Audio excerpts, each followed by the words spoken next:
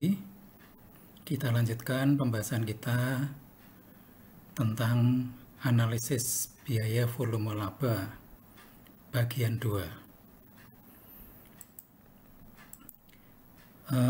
Pada bagian 2 ini kita akan memulai dengan membahas pendekatan pendapatan penjualan pada perusahaan yang menghasilkan single product atau satu produk. Pada pertemuan sebelumnya kita sudah membahas pendekatan unit terjual. Artinya yang dihitung adalah berapa jumlah unit yang terjual.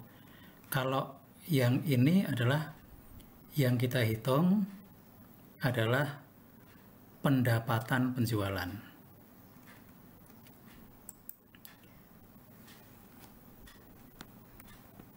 Rumus untuk menghitung pendapatan penjualan itu kita gunakan simbol R ya. R itu revenue atau pendapatan penjualan. Itu sebetulnya mirip. Kalau X itu sama dengan F plus I dibagi dengan CM per unit. Kalau R itu adalah F plus I dibagi dengan CM rasio. Nah, saudara sudah mengenal CM rasio, cara ngitungnya seperti apa, ya, tidak perlu saya ulang lagi. Oke, sekarang kita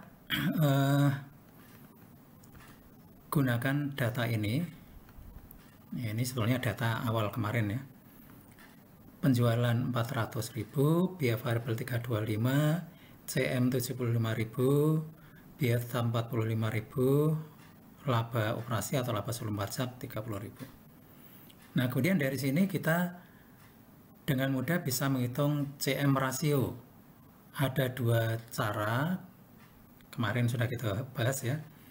Bisa menggunakan data total, yaitu total CM dibagi dengan total pendapatan penjualan. Bisa juga CM per unit dibagi dengan harga jual. Nah, ini di sini sudah dihitung ketemu 18,75.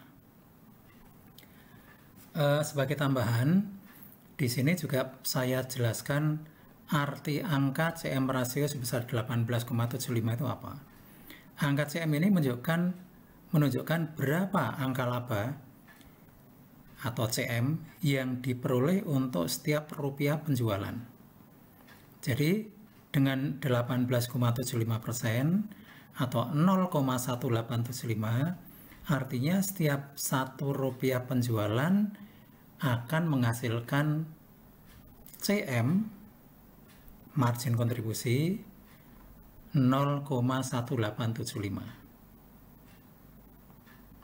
Semakin besar angka rasio, maka semakin baik pula kemampuan perusahaan untuk menghasilkan laba. Ukuran ini disebut dengan istilah profitabilitas, kemampuan menghasilkan laba. Oke, sekarang dengan menggunakan data yang ada, maka kita bisa menghitung R impas, itu adalah F 45 juta dibagi dengan CM rasio. Kita peroleh angka 240 juta. Ya, jadi gunakan rumus seperti itu. Nah, sekarang ada sedikit tambahan penjelasan ya.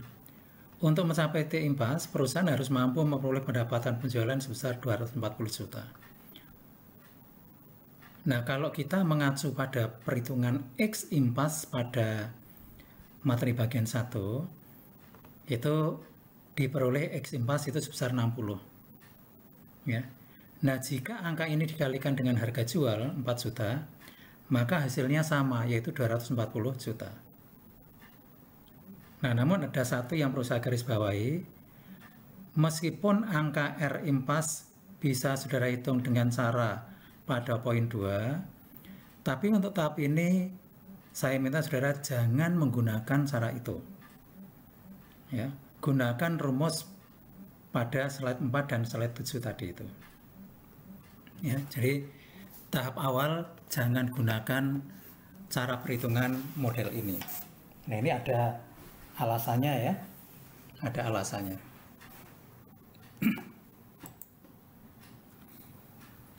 Nah, ini penjelasannya mengapa, karena saudara masih perlu memahami bagaimana menghitung R impas dengan menggunakan rumus pada perusahaan yang menghasilkan lebih dari satu produk. Nanti materi setelah ini ya. Dan saudara masih tahap awal mempelajari model perhitungan R impas. Nanti kalau saudara sudah paham betul atau sudah mahir cara menghitung R impas menggunakan rumus, baik pada single product maupun multiple product, maka silahkan saudara bisa menggunakan cara manapun yang saudara sukai. Kita teruskan ya. Sama dengan perhitungan X kemarin ya. Jika perusahaan ingin menghitung R dengan target laba tertentu, baik laba itu dinyatakan dalam bentuk angka sebelum pajak, angka setelah pajak, maupun dinyatakan dalam bentuk persentase penjualan, maka prinsip perhitungannya sama dengan perhitungan unit terjual atau X. Kalau angkanya belum dinyatakan dalam angka laba sebelum pajak, ya dihitung dengan cara yang sama, dan seterusnya. Kita lihat di sini ya.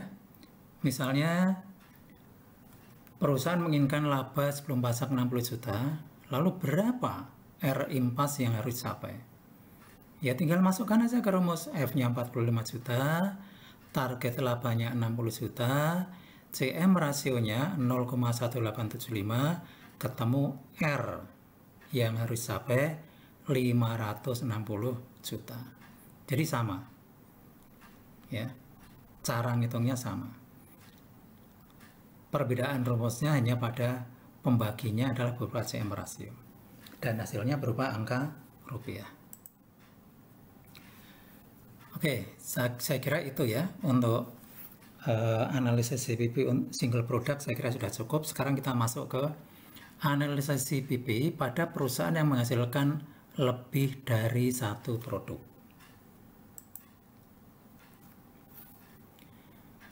Di sini kita juga akan mendiskusikan dua subtopik, yaitu menghitung X unit terjual dan menghitung pendapatan penjualan atau R. Kita mulai yang pertama, menghitung X dulu ya. Untuk menghitung X pada perusahaan yang menghasilkan lebih dari satu produk, rumus yang kita gunakan sedikit berbeda. Kalau pada single product itu X sama dengan F plus I dibagi dengan CM per unit, karena hanya satu produk ya. Tapi kalau lebih dari satu produk, pembaginya adalah total paket CM. Nah, total paket CM adalah kombinasi atau gabungan CM untuk seluruh produk yang dijual. Cara ngitungnya bagaimana? Cara ngitungnya nanti akan kita diskusikan sekaligus pada ilustrasi. Oke, sekarang kita lihat ya, ini ilustrasi atau data yang akan kita gunakan untuk menjelaskan perhitungan X impas pada perusahaan yang menghasilkan lebih dari satu produk. Nah, sama ya, ini saya kira saudara sudah tahu, ini adalah data berupa laporan laba rugi segmentasi yang disusun dengan konsep variable costing. Dan data ini adalah data yang belum terjadi. Ini adalah prediksi laporan laba rugi pro forma, anggaran laba rugi, dan seterusnya. Jadi namanya banyak itu. Oke, ini datanya. Kemudian ada informasi tambahan. Harga jual produk A 400.000, harga jual produk B 800.000. Nah, dari sini yang pertama kali harus saudara cari itu adalah berapa jumlah unit yang terjual untuk produk A dan produk B. Karena penjualannya sudah ada 480 ya. Harganya 400, maka unit yang diperkirakan terjual ya gampang, 480 dibagi 400. Produk B 640 dibagi 800. Nah, kalau unitnya sudah ketemu, maka saudara bisa juga menghitung biaya variabel per unit, ya, baik untuk A maupun B. Nah, kemudian nanti di dalam perhitungan kita kan harus memasukkan biaya tetap. Di sini hati-hati, karena biaya tetapnya ada dua, yaitu biaya tetap langsung 70 juta, ada biaya tetap bersama. Jadi nanti biaya tetapnya adalah dua angka ini dijumlahkan. Ya, jangan lupa, dua angka ini dijumlahkan, 70 tambah 26, 250, maka nanti biaya tetap yang kita masukkan dalam perhitungan adalah 96250. Oke ya. Berdasarkan slide tadi, ini meskipun tadi sudah saya jelaskan di depan rumus yang kita gunakan seperti apa, saya ingin sedikit mengulang rumus yang pernah kita pakai sebelumnya. Mengapa saya perlu pelan-pelan di bagian ini? Karena menurut pengalaman, semester sebelumnya, banyak yang ketika diminta ngitung keliru. Kelirunya bagaimana? Kelirunya mereka menggunakan rumus untuk single product. Nah, ini kan rumus single product ini. Ya. Jadi kalau ditanya berapa X impasnya, nah ini sebagian mahasiswa kalau ujian langsung dia menggunakan rumus ini. Nah, kalau menggunakan rumus ini kan keliru ini. Kelirunya seperti apa? Ya. Nanti yang pertama jelas, kalau F yang dipakai itu F yang mana dari data ini? Biasanya F yang dipakai hanya yang untuk A30, untuk B40. Nah, lalu yang 26 ini diabaikan. Nah, ini jelas perhitungannya salah. Maka kalau saudara ada kasus pada multiple product, kemudian langsung menggunakan rumus ini, pasti jawabannya salah. Ya. Jadi pakai ini jelas salah ya. Mengapa? Nah ini. Jika rumus itu digunakan, maka angka F yang diperuntukkan hanya biar tetap terhindarkan saja. Ya, tadi sudah saya singgung ini. Yang 30 untuk A, 40 untuk B. Akibatnya angka yang dihasilkan salah. Nanti di slide 18 kita akan lihat. Jika rumus tersebut digunakan dan biaya tetap bersama misalnya dialokasikan ke masing-masing produk, juga timbul persoalan baru. Apa dasar alokasi yang dipakai? Ya. Padahal proses alokasi yang pernah kita bicarakan di activity based costing merupakan proses yang rumit dan berisiko untuk dihasilkan perhitungan yang tidak tepat atau tidak akurat. Nah, sehingga jika dipaksakan, nanti perhitungan hasil akhir juga tidak akan akurat. Nah ini. Jadi, kalau saudara langsung menghitung titik impas untuk produk A sekian, produk B sekian, ya ini hasilnya sekian, tapi ini salah besar. Makanya saya silang dengan tinta merah yang besar supaya saudara ingat. Kalau untuk memiliki produk, jangan sekali-sekali langsung menggunakan rumus. Nah, mengapa langsung saya coret? Karena perhitungan ini mengabaikan biaya tetap bersama sebesar 26, 250. Ya, yang dibutuhkan hanya biaya tetap langsung 30 dan 40 masing-masing ini. Ya. Nah, oleh karena itu kita akan menggunakan pendekatan yang rumusnya tadi sempat saya tayangkan di depan. Pendekatan ini disebut dengan pendekatan bauran penjualan atau sales mix approach. Langkah-langkahnya ada 3 ya. 1. Hitung total paket contribution margin. Nanti perhitungannya di slide 20. 2. Menghitung BEP mix. Nanti di slide 21. Kemudian yang terakhir, hitung BEP untuk masing-masing produk. Nah, sekarang kita lihat perhitungan total paket CM. Kita akan hitung dengan menggunakan tabel 1, 2, 3, 4, 5, 6 kolom. Kolom pertama ini adalah nama produk, kolom kedua harga jual, kolom ketiga biaya variable per unit, kolom keempat CM per unit yaitu P minus V, kolom yang berikutnya adalah komposisi penjualan, ya, komposisi penjualan. Nanti saya jelaskan. Kemudian kolom yang terakhir, paket CM.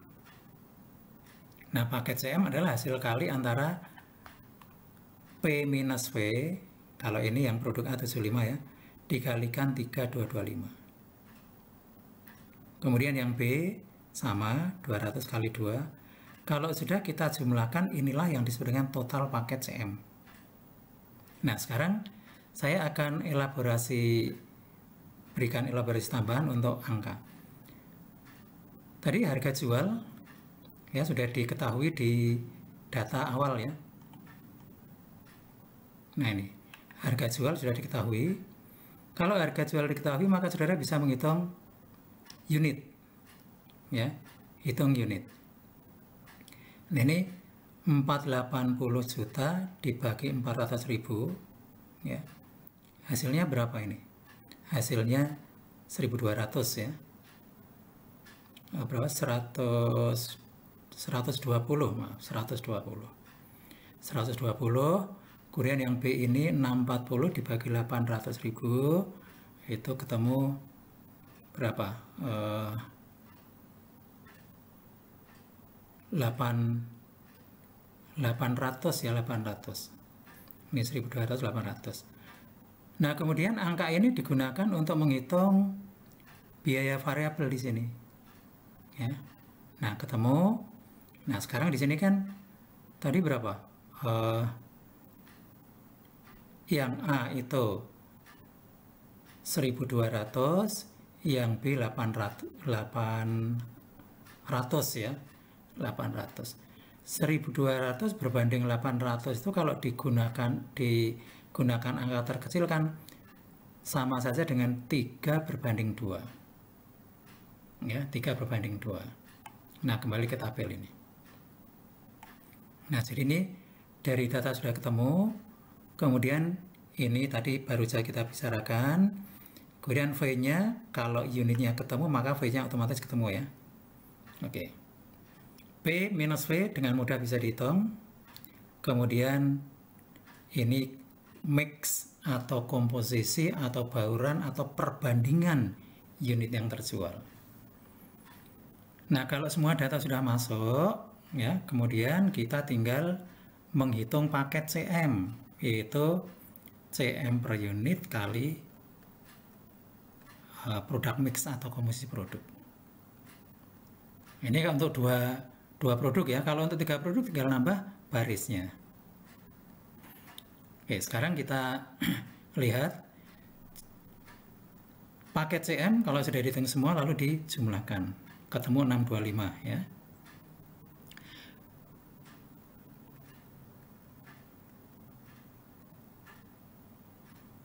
Nah, penjelasannya ini diberikan di sini ya. Ini data awal, harga sudah tersedia, data V, biaya variabel, dapat dihitung dengan cara menghitung unit yang terjual, tadi sudah ya. Setelah itu menghitung total biaya variabel dengan unitnya. Nah, untuk kolom mix diisi dengan perbandingan unit, tadi sudah ya, 3/2. Nah, khusus untuk kolom mix, ada yang perlu saya garis bawahi. Yang pertama, untuk angka perbandingan gunakan angka terkecil. Tadi kan 1.200 berbanding 800. Nah, itu digunakan angka terkecil. Jangan lalu 12 dibanding 8. Kecil tapi kurang kecil. Ya. Nah, kemudian yang kedua, jangan gunakan angka pecahan. Ya, jangan gunakan angka pecahan, karena kalau kita menggunakan angka pecahan ya nanti kita repot sendiri, perhitungan menjadi kompleks gitu. Nah, kemudian kolom paket CM tadi sudah saya jelaskan ya, merupakan hasil perkalian antara kolom P minus X atau CM per unit dikalikan dengan kolom mix. Total paket CM merupakan penjumlahan paket CM untuk masing-masing produk. Nah, kalau sudah dihitung total paket CM, maka langkah kedua adalah menghitung BEP mix. Ya, BEP total gitu ya. Nah, kita masukkan aja angkanya dalam rumus F plus I. Nah, karena ini impas berarti I-nya 0. Kemudian F-nya berapa? Tadi sudah saya jelaskan ya. F-nya biaya tetap terdiri atas biaya tetap langsung dan biaya tetap bersama. Dijumlahkan ini. 70 tambah 26250 sama dengan 96250. Kemudian total paket CM sudah kita hitung tadi di tabel ya. Nah, ini total paket CM 625.000. Nah, ketemu yang disebut dengan X impas atau X mix gitu ya, 154. Kemudian langkah yang terakhir, yang ketiga adalah menghitung titik impas atau masing-masing produk. Caranya yaitu BEP mix 154 dikalikan dengan angka mix untuk produk A 3, untuk produk B 2 ya. Nah, ini produk A 154 kali 3 sama dengan 462, untuk B 154 kali 2 sama dengan 308 ya. Nah, ini cara menghitung titik impas dalam unit pada perusahaan yang menghasilkan lebih dari satu produk. Ya, jadi menggunakan 3 langkah. Langkah pertama menghitung total paket CM, langkah kedua itu menghitung BEP mix, langkah ketiga baru menghitung titik impas untuk masing-masing produk.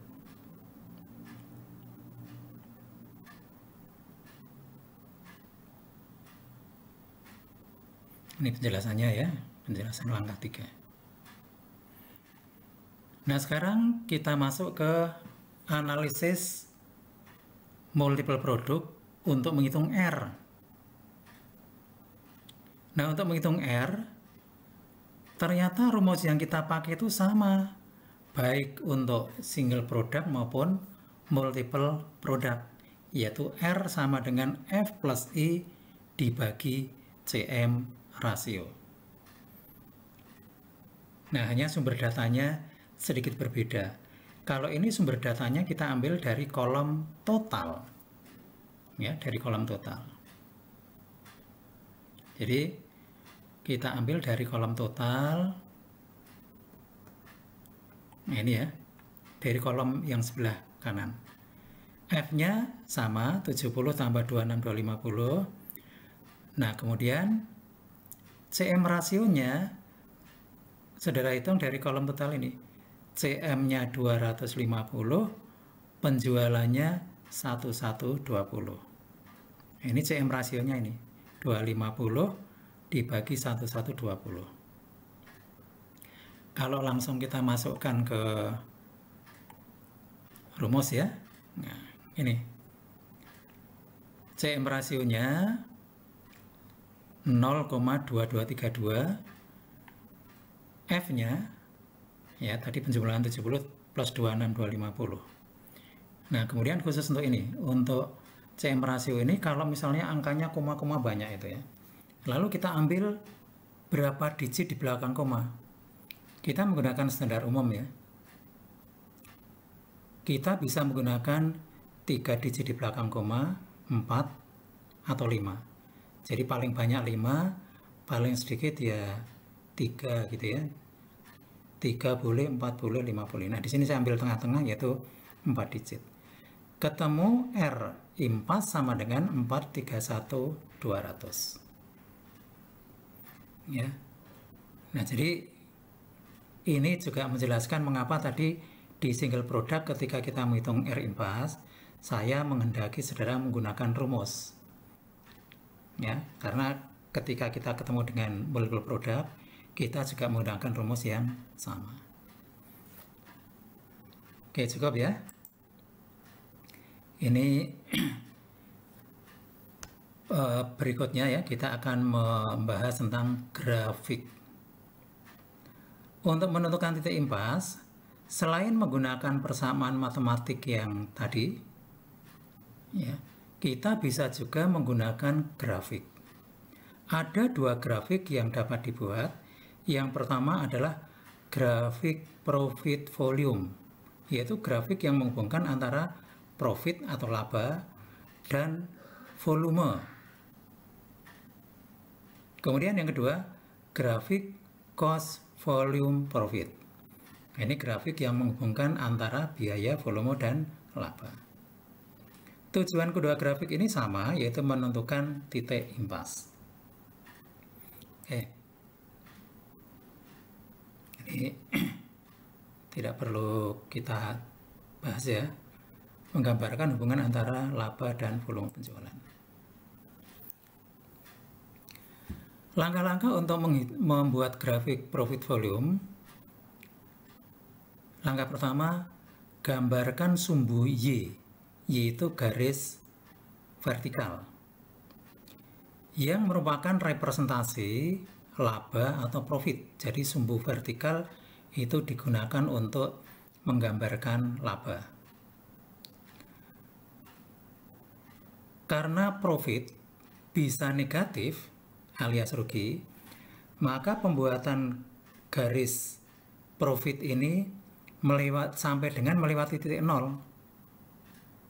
Ya, kalau di bawah titik 0 artinya minus, artinya itu rugi. Di atas titik 0 itu laba, ya. Kemudian yang kedua, gambarkan sumbu X yang merupakan representasi unit yang terjual. Nah, ini agak berbeda ya. Karena unit yang terjual tidak boleh negatif, maka garis ini akan berakhir pada titik 0. Tidak boleh kurang dari 0. Jadi itu, kita sudah punya sumbu vertikal atau X atau Y dan sumbu horizontal X. Nah, setelah itu buat persamaan laba. Laba adalah penjualan dikurangi biaya. Nah, persamaan laba ini nanti digunakan untuk menghitung titik koordinat. Karena kalau kita akan membuat grafik garis, dan kita semua tahu untuk membuat garis itu kita butuh 2 titik. Kita punya 2 titik, kemudian dihubungkan, ketemu itu garis itu. Nah, yang dimaksud dengan titik di sini adalah titik koordinat yang menghubungkan antara sumbu X dan sumbu Y.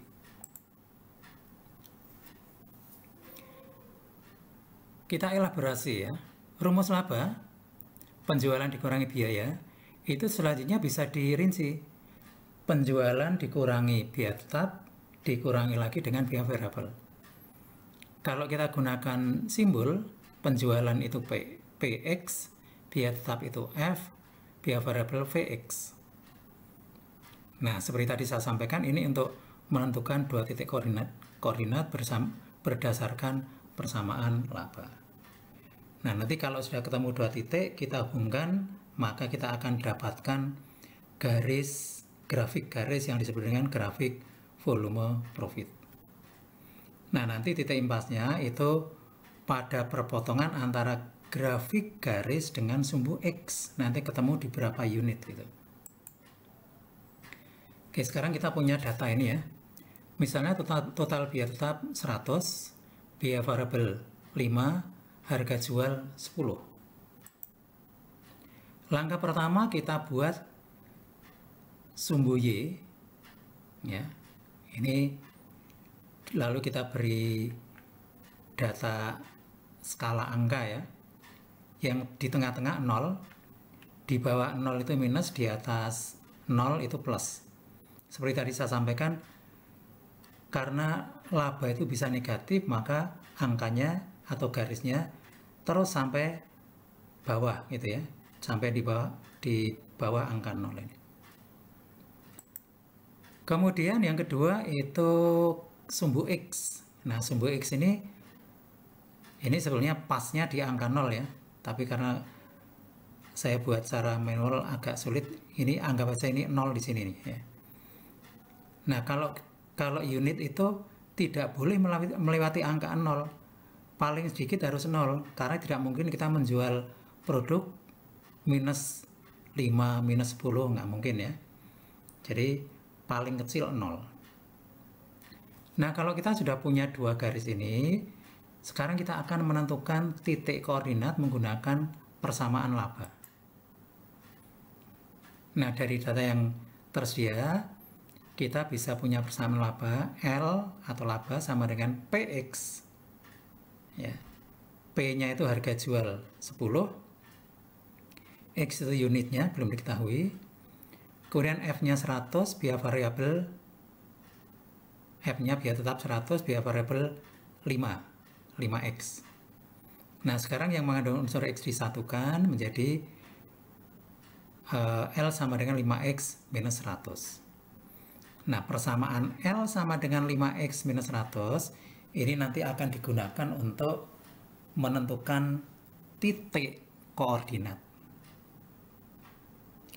Agar konsisten dengan simbol pada grafik, maka L, laba, nanti akan kita ganti dengan Y atau sumbu Y. Nah, sehingga kita punya persamaan seperti ini ya, Y sama dengan 5X minus 100. Kemudian sekarang kita akan tentukan sembarang nilai untuk memperoleh nilai Y. Jika misalnya X sama dengan 0, lalu 0 ini kita masukkan ke persamaan, maka kita peroleh angka Y sama dengan 5 kali 0 minus 100. Ya, hasilnya Y sama dengan minus 100. Ya, minus 100. Nah, di sini kita sudah memperoleh satu titik koordinat, yaitu X0, Y minus 100. Yang ini ya. Kedua, kita tentukan sembarang angka lagi. Misalnya X sama dengan 40. Masukkan aja ke rumus ini. Y sama dengan 5 kali 40 minus 100. Ya, hasilnya Y sama dengan 100. Nah, sekarang kita punya titik koordinat kedua. X 40, Y 100. Dua titik koordinat ini sudah cukup untuk membuat grafik garis. Ya, yang pertama berapa tadi? Yang pertama 0, 100. Ya udah di sini. Ini 0, ya. Ini 100. Nah, kita punya titik pertama di sini nih.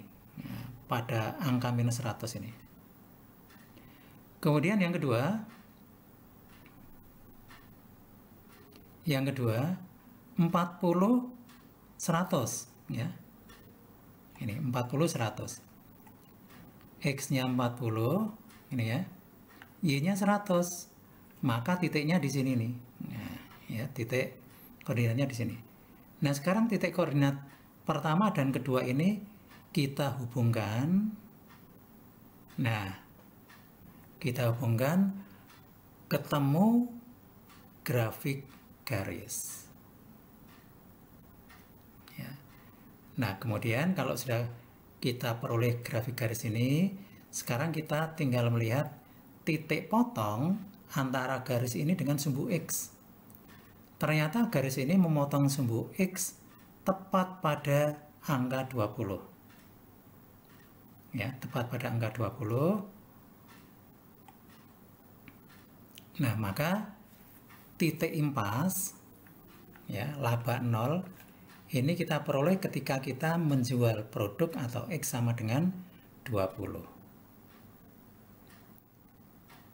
Ya, nah ini cara menentukan titik impas menggunakan grafik profit volume.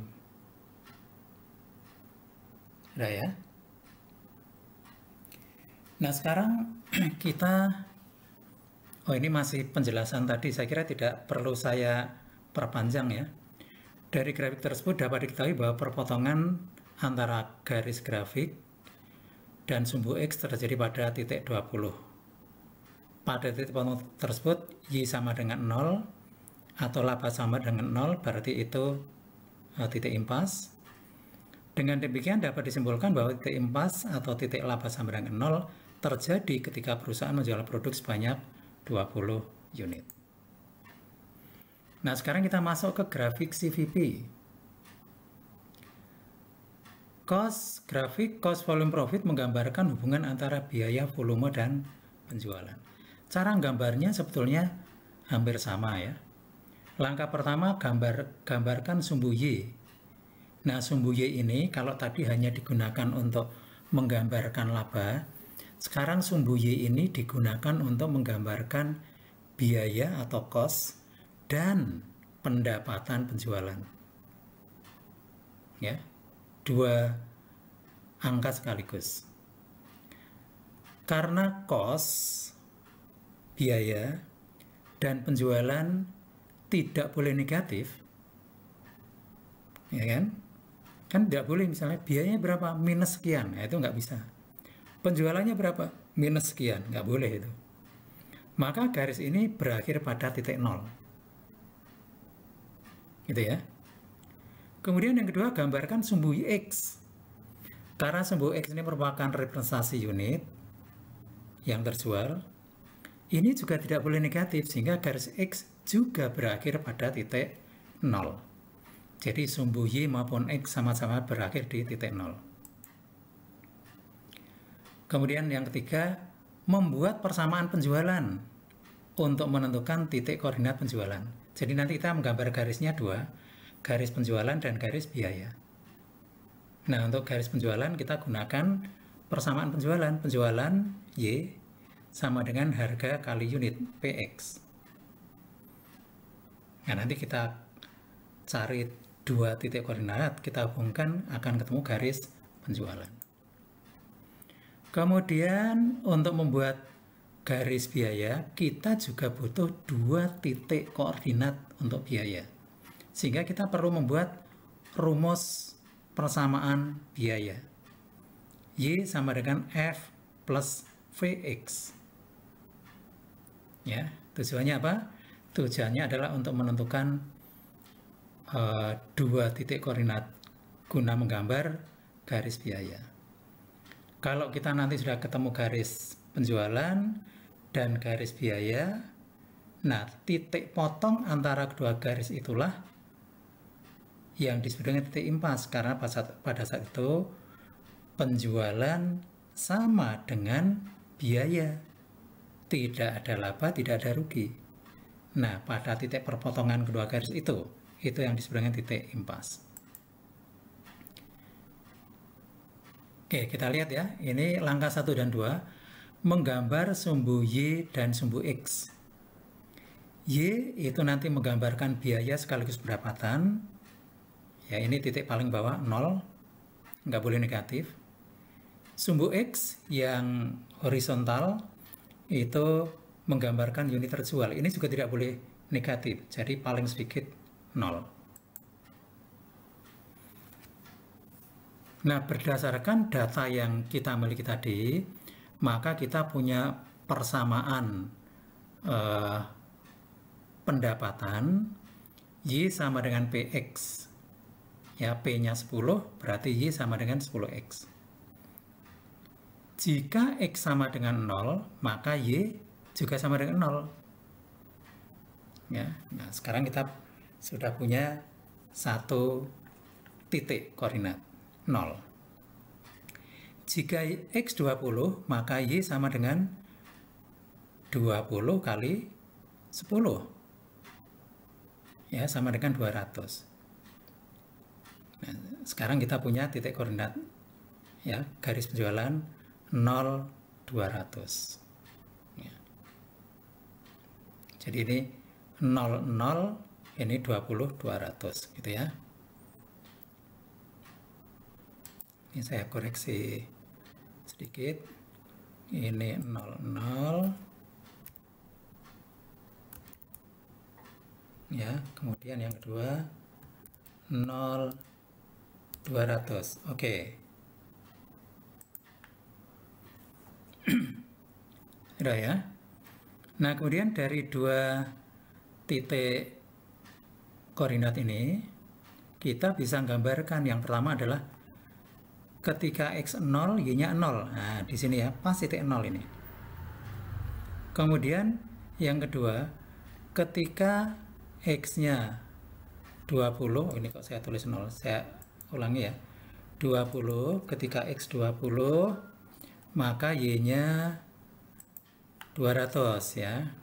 20 Y-nya 200 di sini nih. Nah, ya 00 20 200 kira-kira di sini ya, di titik ini. Nah, kalau dua titik koordinat ini kita hubungkan, kita peroleh garis namanya pendapatan. Nah, ya. Nah, ini titik koordinat yang kedua itu di sini nih. Nah, X20 Y200. Yang pertama tadi kan X0 Y0.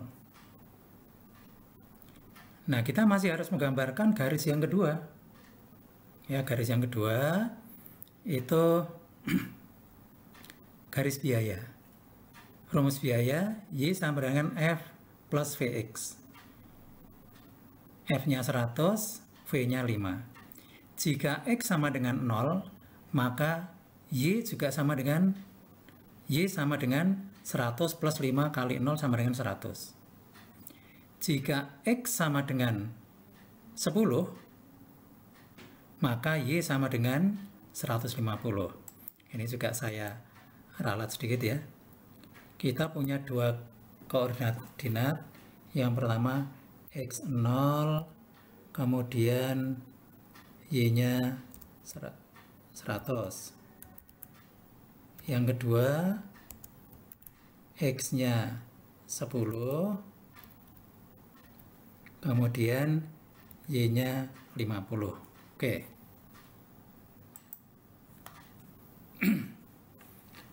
Nah, sekarang kita akan gambarkan ketika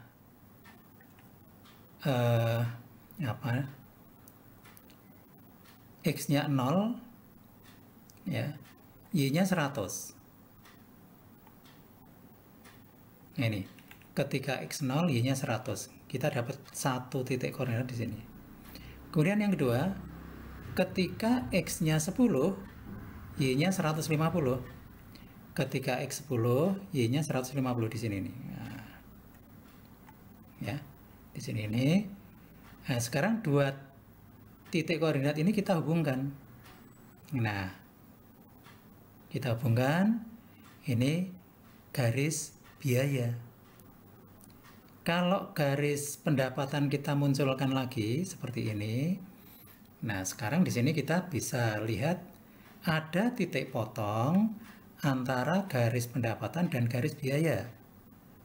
Nah, pada titik potong inilah total pendapatan sama dengan total biaya. Berarti saat ini atau pada titik ini disebut dengan titik impas. Ya, titik impas. Kalau titik ini diturunkan ke bawah, ya, diturunkan ke bawah, maka kita akan ketemu angka 20. Ya. Nah, ini ya. Jadi titik ini kalau ditarik ke bawah akan ketemu angka 20.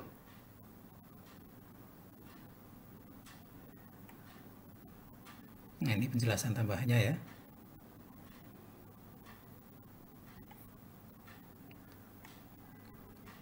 Bidang yang ada di sebelah kanan titik impas itu disebut dengan bidang laba.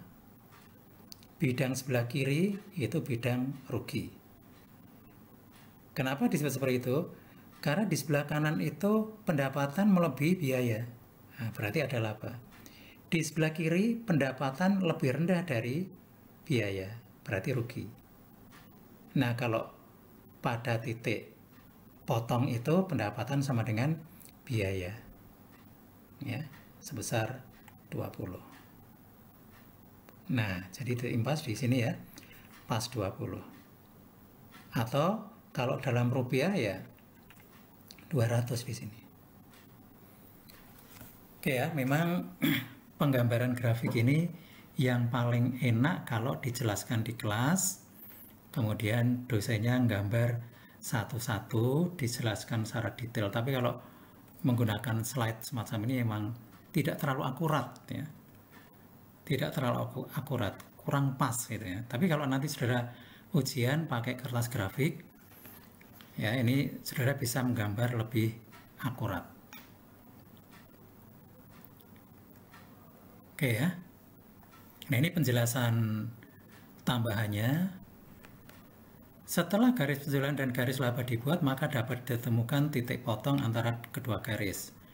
Pada titik tersebut, penjualan sama dengan biaya sehingga laba sama dengan 0. Hal ini diartikan titik potong tersebut merupakan titik impas yang tercapai, tadi sudah kita lihat gambarannya ya, ketika perusahaan menjual produk sebanyak 20 atau ketika perusahaan memperoleh pendapatan penjualan sebesar 200. Nah, daerah di sebelah kanan dan di sebelah kiri tadi sudah ya, kanan rugi, kanan laba, kiri rugi ya. Karena kalau kanan pendapatan lebih tinggi dari biaya, kiri lebih rendah ya. Nah, sekarang kita melihat bagian berikutnya. Kalau kita cermati dari awal, analisis CVP itu ternyata memang memberikan manfaat yang sangat besar bagi manajemen untuk macam-macam itu, untuk perencanaan, untuk menjawab berbagai macam pertanyaan dan seterusnya. Tapi ternyata analisis CVP ini juga didasarkan atas asumsi ya, atau anggapan ya. Yang pertama, fungsi pendapatan dan fungsi biaya dianggap linear. Linear itu ya garisnya landai itu ya, garisnya landai. Tidak ada perubahan-perubahan yang signifikan terhadap biaya maupun harga, sehingga pendapatan dan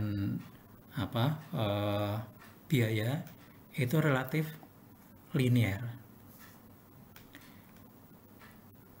Harga jual, jumlah biaya tetap dan biaya variabel per unit dapat secara akurat diidentifikasi dan bersifat konstan dalam kisaran yang relevan. Semua produk yang dijual dianggap dapat terjual. Kemudian untuk analisis produk, bauran penjualan dianggap diketahui. Nah, kalau asumsi itu tidak terpenuhi, kemungkinan analisis CVP juga tidak akan bisa digunakan secara optimal. Bagian terakhir ya, sekarang bagian terakhir sebagai tambahan, ini kita akan membahas mengenai analisis CVP dan risiko. Yang pertama, saudara akan saya kenalkan dengan istilah margin of safety. Di bagian awal saya sudah menjelaskan ketika kita membahas titik impas, ketemu angka 60 ya. Lalu angka 60 bisa saudara gunakan untuk melakukan monitoring terhadap kinerja penjualan periode-periode mendatang, bulan-bulan mendatang. Nah, ini juga hampir sama. Tapi angka yang digunakan itu angka yang lebih ringkas, ya, yaitu margin of safety. Margin of safety adalah selisih antara target penjualan dan titik impas. Target penjualan itu adalah angka yang ada di data yang kita pakai itu. Itu target penjualan, anggaran penjualan, datanya sudah ada. Titik impas tentunya harus dihitung, ya.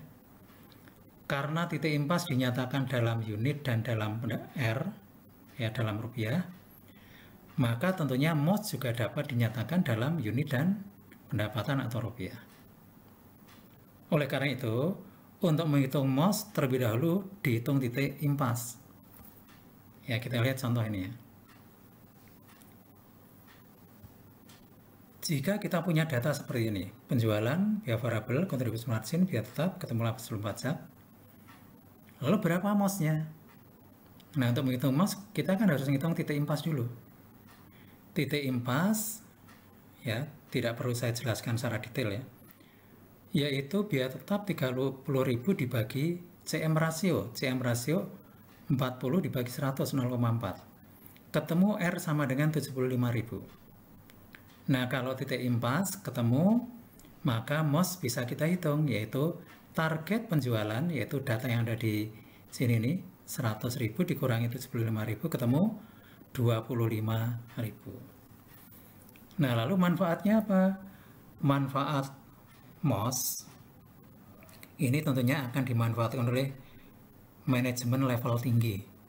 Jadi manajemen level tinggi ini kan biasanya tidak mau diberi informasi yang banyak. Dia inginnya ringkas, tapi itu sudah mencakup, bisa menceritakan semua hal. Jadi nanti angka MOS 25.000 itu akan digunakan oleh manajemen untuk memantau kinerja penjualan dari waktu ke waktu. Ya. Seperti halnya angka X460 yang kita jelaskan kemarin itu. Misalnya triwulanan dihitung MOS dibandingkan dengan target MOS-nya. Nah, kalau ternyata realisasi MOS triwulan pertama itu masih di bawah target, nah maka manajemen harus segera mengambil tindakan koreksi agar angka MOS di triwulan-triwulan berikutnya meningkat, ya, sehingga target MOS-nya bisa tercapai. Oke, ini yang pertama ya. Dengan menghitung MOS, maka manajemen cukup memantau kinerja penjualan dari angka MOS ya. Jika angka MOS positif, perusahaan masih memperoleh laba dan risiko menjadi kecil. Kalau negatif ya kebalikannya, karena kalau negatif berarti di bawah titik impas. Semakin besar angka MOS semakin baik ya. Nah, ini pemanfaatan untuk memantau kinerja penjualan tadi sudah saya ceritakan, tidak perlu saya ulangi.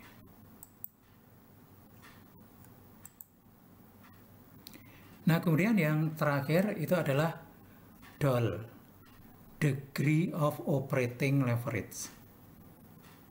Operating leverage atau leverage operasi, jadi leverage itu ada dua macam, leverage keuangan dan leverage operasi.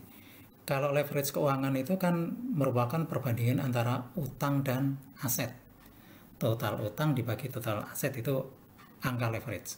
Kalau ini adalah leverage operasi, yaitu perbandingan antara biaya tetap dan biaya variabel. Semakin besar porsi biaya variabel, maka makin kecil margin kontribusi, demikian pula sebaliknya. DOL merupakan instrumen atau alat yang digunakan untuk mengukur tingkat sensitivitas. Tingkat sensitivitas itu adalah derajat atau tingkat perubahan laba terhadap perubahan persentase penjualan. Jadi kalau persentase penjualan, persentase penjualannya itu dipengaruhi oleh DOL, maka kita perlu menghitung DOL-nya dulu ya. Nah, perhitungan DOL adalah seperti ini. Margin kontribusi dibagi laba operasi.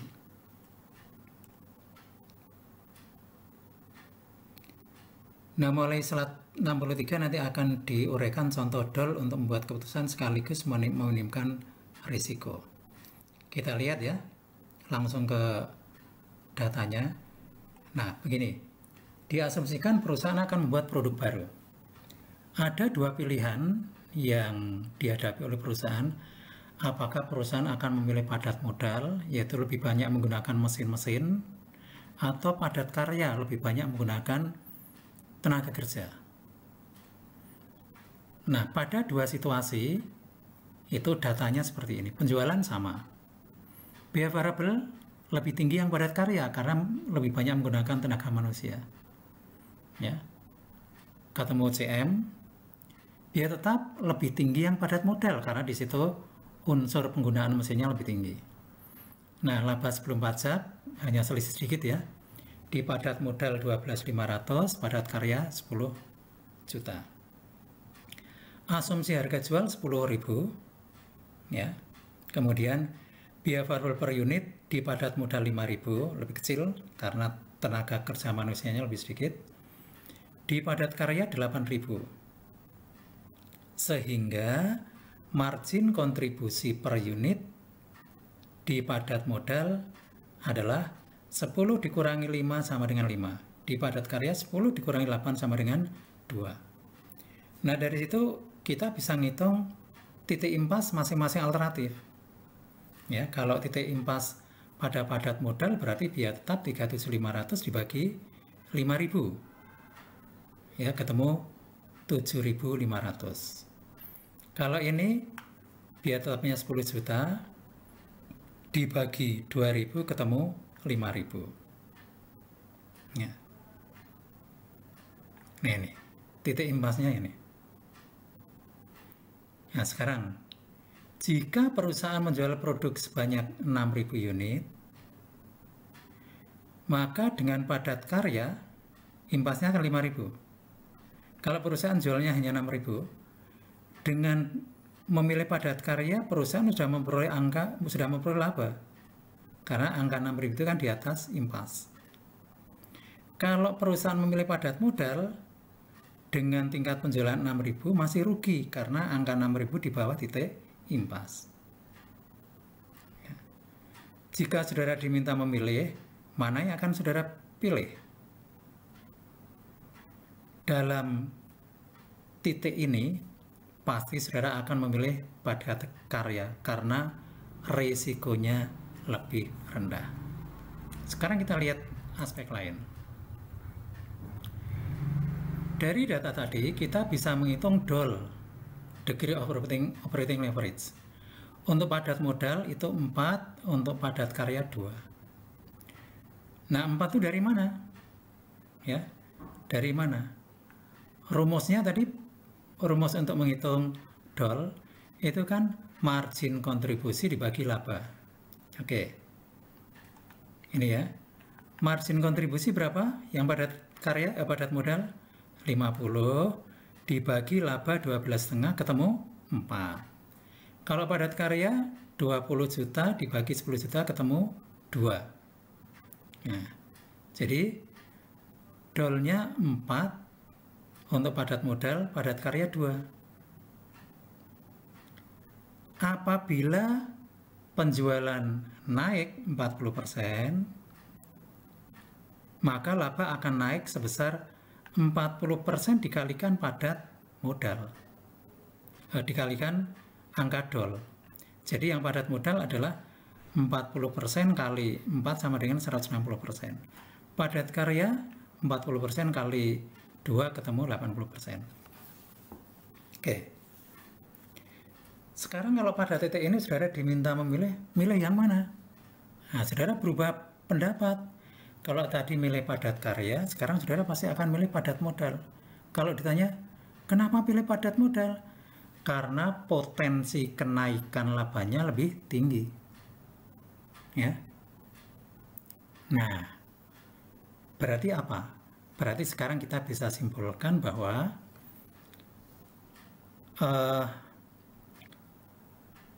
fenomena pada bisnis, yaitu hubungan antara risiko dan hasil itu berbanding lurus ya. Semakin tinggi risikonya, maka potensi labanya juga semakin tinggi. Semakin kecil risikonya, maka return ya, atau potensi perolehan labanya juga semakin kecil. Nah ya. Nah, lalu untuk membuat keputusan caranya bagaimana? Ya, caranya bagaimana? Ini yang sudah saya bicarakan tadi ya. Jika saudara diminta melihat angka di slide 65, saudara akan berubah memilih padat modal karena potensi perolehan labanya lebih tinggi. Kemudian kesimpulannya, jika perusahaan menginginkan risiko rendah dan memilih padat karya, maka potensi pertambahan labanya rendah. Kalau menginginkan risiko tinggi dan memilih padat modal, maka potensi pertambahan labanya juga tinggi. Jadi antara risiko dan hasil selalu berbanding lurus. Nah, kemudian kalau kita menghadapi kondisi semacam ini, maka keputusan kita seperti apa? Nah, ada satu cara, yaitu kita menghitung angka keseimbangan, yaitu dengan memotongkan persamaan laba untuk padat karya dan persamaan laba untuk padat modal. Nah, persamaan laba untuk padat karya itu kan 2000X minus 10.000. 2000 itu adalah CM per unit. Kalau dikalikan X berarti total CM. 10.000 adalah biaya tetap. Total CM dikurangi biaya tetap sama dengan laba. Padat modal juga demikian. 5.000 itu adalah CM per unit. Ya, X-nya unit. 3.7.500 ini adalah biaya tetap. Total CM kurangi biaya tetap sama dengan laba. Nah, kedua persamaan ini lalu kita potongkan. Ya, kita potongkan itu seperti ini.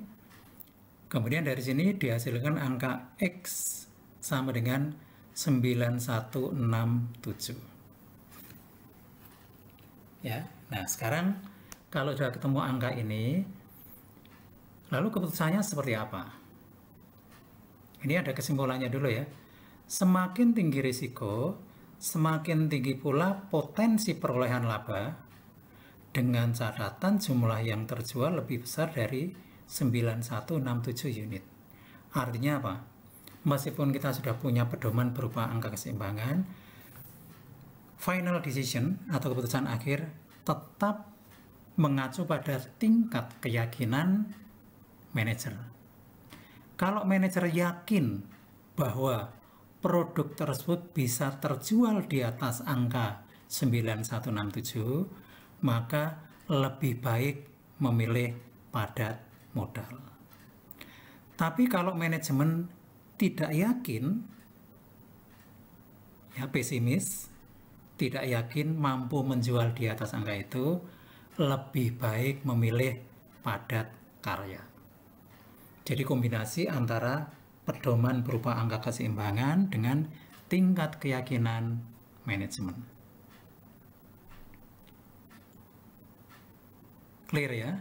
Nah, itu tentang DOL. Nah, ini penjelasan tambahan.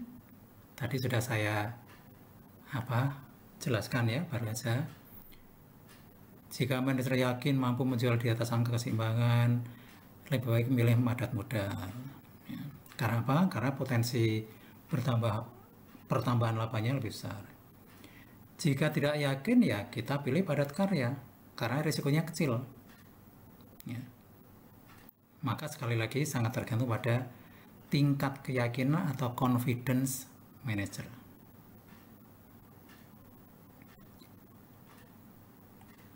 Nah, yang terakhir ini perbandingan saja. Antara padat karya dan padat modal itu dari sisi harga sama, biaya variabel lebih tinggi padat karya, biaya tetap lebih rendah padat karya, margin kontribusi juga lebih rendah, titik imbas lebih rendah, MOS-nya lebih tinggi, DOL-nya lebih rendah, risiko lebih rendah, potensi pertambahannya juga lebih rendah. Dengan perbandingan ini, saudara akan bisa memahami lebih detail lagi karakteristik kedua pilihan. Sehingga ini nanti juga akan membantu di dalam menentukan mana yang akan digunakan oleh perusahaan. Oke, saya kira itu ya. Saya kira cukup itu saja yang bisa saya jelaskan.